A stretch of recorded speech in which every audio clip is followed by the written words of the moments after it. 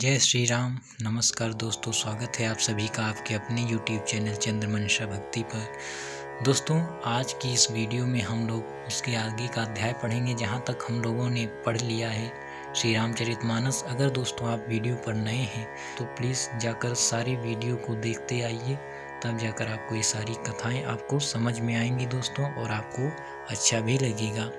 तो चलिए दोस्तों, शुरुआत करते हैं आज का अध्याय। दोस्तों, हम लोगों ने दोहे तक पढ़ा है जब भगवान को कहा गया है कि वो निरंजन है, माया रहित और निर्गुण, विनोद रहित, अजन्मा पर ब्रह्म, इतने महान प्रभु हैं और भक्तिवश कौशल्या जी की गोद में खेल रहे हैं। अब उसके आगे दोस्तों हम लोग पढ़ रहे हैं, देखिए।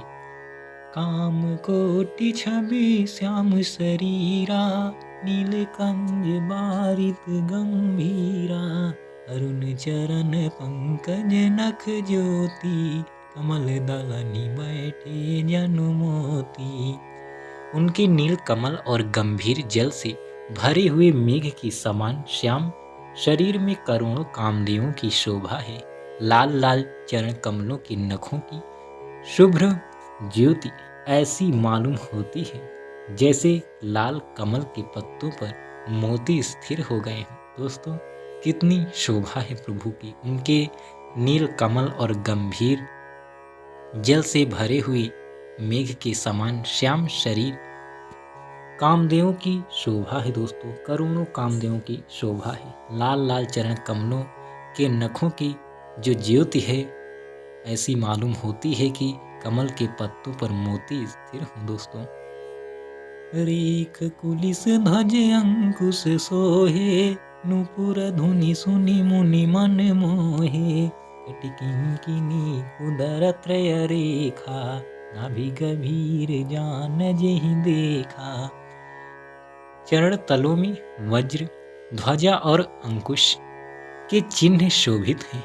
नूपुर पैंजनी की ध्वनि सुनकर मुनियों का भी मन मोहित हो जाता है। कमर में करधनी और पेट पर 3 रेखाएं त्रिवली हैं। नाभि की गंभीरता को तो वही जानते हैं जिन्होंने उसे देखा है। दोस्तों, ऐसी शोभा है चरण तलों के जो वज्र, ध्वजा और अंकुश के चिन्ह है दोस्तों, क्योंकि भगवान के तलवे जो होते हैं, जो निचला हिस्सा है पैरों का, उसमें वज्र, ध्वजा, अंकुश आदि अनेकों चिन्ह बने हैं। और नूपुर पैंजनी की ध्वनि मुनियों को भी, जो मन है उनको भी मोह लेता है दोस्तों। कमर में करधनी, पेट पर 3 रेखाएं इतनी शोभायमान है दोस्तों कि कुछ कहा नहीं जाता। भुज विशाल भूषण जुत भूरी, ये हरि नख अति शोभारूरी, उर्मानिहार पदिक की शोभा, विप्र चरण देखत मन लोभा। बहुत से आभूषणों से सुशोभित विशाल भुजाएं हैं। हृदय पर बाघ के नख की बहुत ही निराली छटा है। छाती पर रत्नों से युक्त मणियों के हार की शोभा और ब्राह्मण भृगु जी के चरण चिन्हों को देखते ही मन लुभा जाता है। दोस्तों, उनके छाती पर अर्थात सीने पर दोस्तों हार की शोभा है, मणियों का हार है। और ब्राह्मण भृगु जी थे जिन्होंने उनके सीने पर पैर मारा था एक बार दोस्तों, तो उनका जो चरण चिन्ह है वो भी मुनियों का मन लुभा जाता है।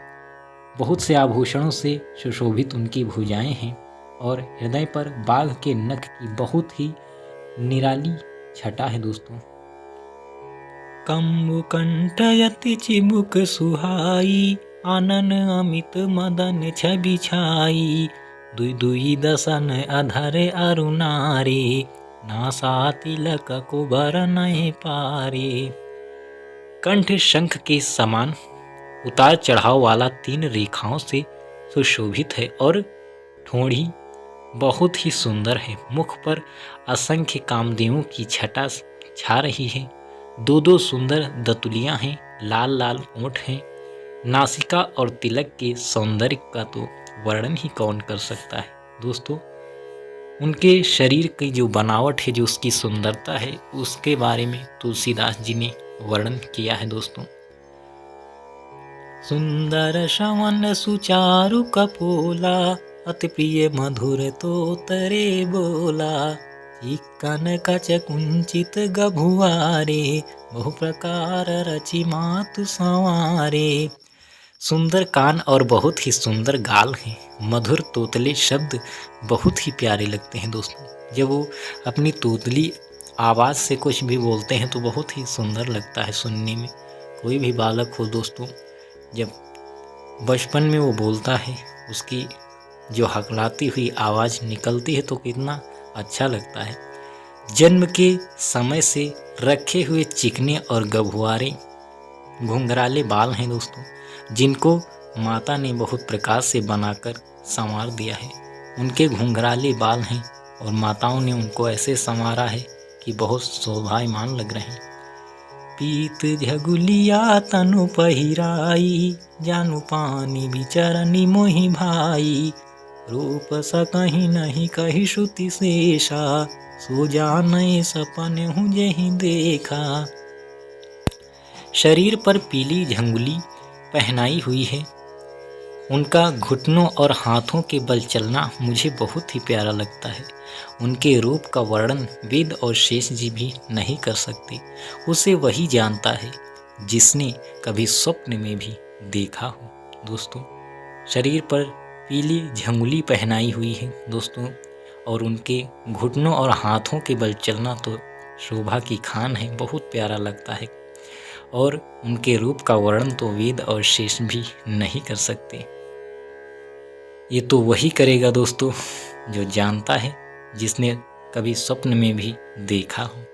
सुख संदोह मोह पर ज्ञान गिरा गोतीत, दंपति परम प्रेम बस करसि सुचरित पुनीत। जो सुख के पुंज मोह से परे तथा ज्ञान वाणी और इंद्रियों से अतीत हैं, वे भगवान दशरथ कौशल्या के अत्यंत प्रेम के वश होकर पवित्र बाल लीला करते हैं दोस्तों। जो सुख के पुंज हैं दोस्तों, सुख का मूल है, मोह से परे हैं। मोह माया उन्हें कुछ व्यापता ही नहीं, उसका कोई प्रभाव ही नहीं उन पर पड़ता है। ज्ञान वाणी और इंद्रियों से अतीत हैं। वे भगवान दशरथ और कौशल्या के अत्यंत प्रेम अर्थात उनके प्रेम के वश होकर बाल लीला करते हैं।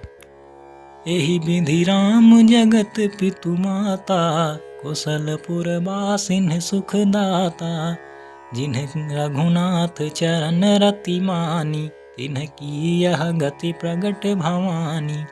इस प्रकार संपूर्ण जगत के माता पिता श्री राम जी अवधपुर के निवासियों को सुख देते हैं, जिन्होंने श्री रामचंद्र जी के चरणों में प्रीति जोड़ी है।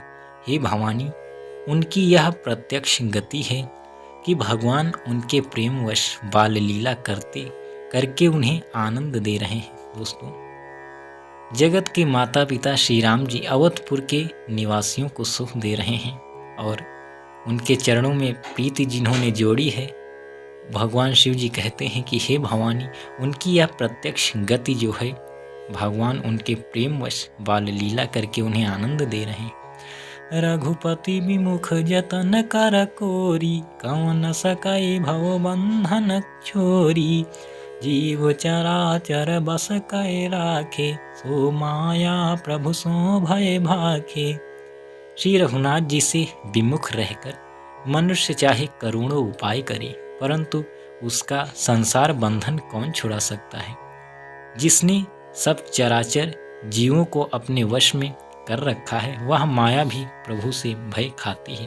दोस्तों, श्री रघुनाथ जी से जो विमुख होते हैं, वो करोड़ों उपाय करें, चाहे जो करें, वो संसार बंधन इस मोह माया से वो छूट ही नहीं सकती। जिसने सब चराचर जीवों को अपने वश में कर रखा है, वह माया भी प्रभु से भय खाते हैं दोस्तों। तो हम आप क्या हैं? भ्रकुटि बिलास नचावई ताही, अस प्रभु छाड़ी भजिए कहु काही। मन क्रम बचन छाड़ी चतुराई, भजत कृपा करी हहि रघुराई। भगवान उस माया को भौं के इशारे पर नचाते हैं। ऐसे प्रभु को छोड़कर कहो और किसका भजन किया जाए। मन वचन और कर्म से चतुराई छोड़कर भजते ही श्री रघुनाथ जी कृपा करेंगे। दोस्तों, जो माया हम सबको नचाती है वो भगवान के भावों के इशारे मात्र से नाचती है। दोस्तों, प्रभु को छोड़कर किसे भजा जाए? तो भलाई इसी में है कि सारी चतुराई छोड़कर भगवान को भजा जाए। दोस्तों, वो कृपा जरूर करेंगे। यही विधि शिशु विनोद प्रभु कीन्हा, सकल नगर बासिन सुख दीन्हा। लय उछंग कबहु कहलरावै, कबहु पालने घाली झुलावै। इस प्रकार से प्रभु श्री रामचंद्र जी ने बाल क्रीड़ा की और समस्त नगर निवासियों को सुख दिया। कौशल्या जी कभी उन्हें गोद में लेकर हिलाती डुलाती और कभी पालने में लिटाकर झुलाती थी। दोस्तों, प्रभु इसी प्रकार बाल क्रीड़ा की और समस्त नगर निवासियों को सुख दिया। दोस्तों, वो काफ़ी समय तक ये बाल क्रीड़ा करते रहे और अवधवासियों को सुख और शांति देते रहे।